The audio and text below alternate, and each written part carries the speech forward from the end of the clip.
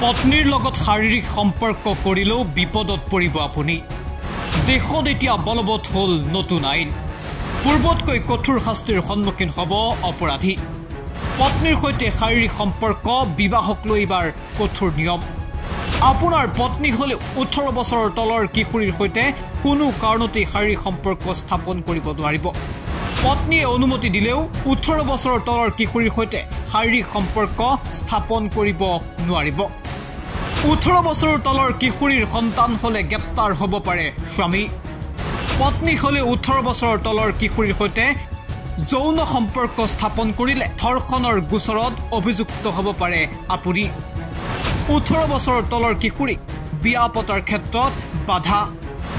নতুন আইন ভাৰতীয় ন্যায় সংহিতাৰ অধীনত কঠোৰ শাস্তিৰ সন্মুখীন হ'ব পাৰে আপুনি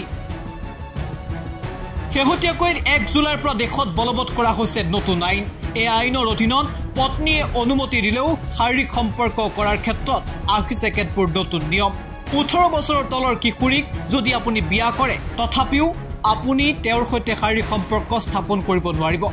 পত্নী হলেও তেওঁ অনুমতি সাপেক্ষেও আপুনি স্থাপন কৰিব নোৱাৰিব শাৰীৰিক সম্পৰ্ক অন্যথা আপুনি গ্ৰেপ্তাৰ হ'ব পাৰে অথবা জেলৰ ভাত খাবলগীয়াও হ'ব পাৰে এই সন্দৰ্ভত প্ৰতিক্ৰিয়া প্ৰকাশ কৰিছে ৰাজ্যৰ মুখ্যমন্ত্ৰী ডক্টৰ হিমন্ত বিশ্ব শৰ্মাই বাল্য বিবাহ বন্ধৰ ক্ষেত্ৰত এই আইনে বিশেষ ভূমিকা গ্ৰহণ কৰিব বুলি মন্তব্য হিমন্ত বিশ্ব শৰ্মাৰ আপোনালোকে জানে যে যোৱা 1 বছৰৰ পৰা বা 1.5 বছৰত আমি চাইল্ড মেৰেজৰ এগেইনষ্টত আমি কাম কৰি আছো চাইল্ড মেৰেজৰ সম্পৰ্কত কিছু হাইকোৰ্টে ইছলামিক লৰ ইণ্টাৰপ্ৰিটেশ্যনত মাইনৰ মেৰেজৰ ক্ষেত্ৰত এটা কিছু ডিফাৰেন্সিয়েট জাজমেণ্ট দি ৰাখিছিলে সেইকাৰণে আমি অসমত পস্কো এক্ট আমি আনিবলগীয়া হৈছিলে যাতে ইছলামিক এক্টৰ ইণ্টাৰপ্ৰিটেশ্যনটোৰ আমি অভাৰকাম কৰিব পাৰোঁ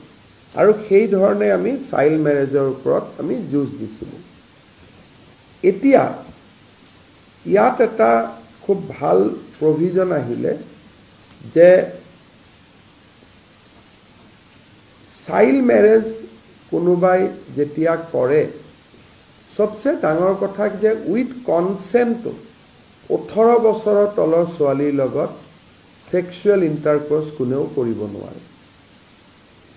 the minimum age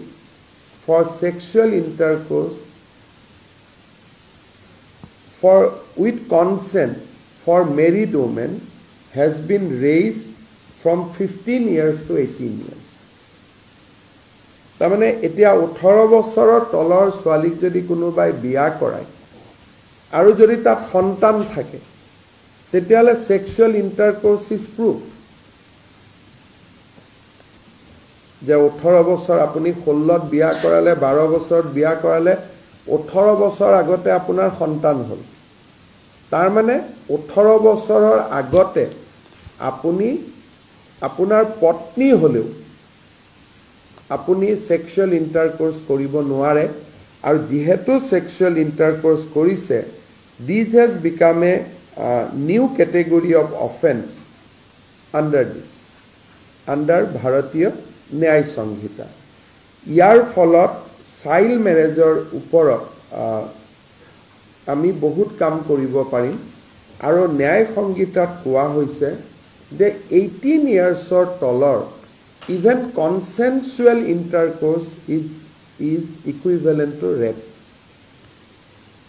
অৰ্থাৎ 16-17 বছৰৰ ছোৱালী with consent to যদি আমি sexual intercourse কৰো it will be considered as rape and it will be punishable as offense of rape News Desk, Annie Talks.